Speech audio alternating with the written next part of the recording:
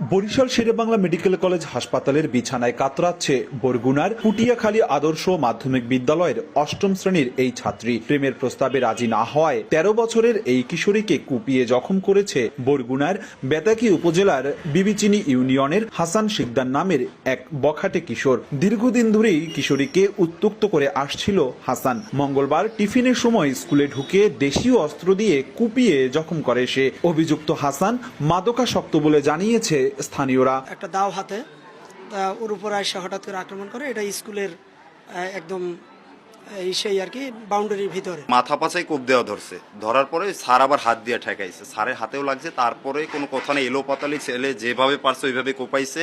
বারবার উত্ত্যক্তের বিষয়টি স্কুল কর্তৃপক্ষকে একাধিকবার জানালেও কার্যকারী পদক্ষেপ নেয়নি বলেও ক্ষোভ পরিবারের। বখাটের দৃষ্টান্তমূলক বিচার দাবি করেছেন স্বজনরা। প্রধান মাস্টারের গাফিলতির কারণে আজকে এই অবস্থা হয়েছে।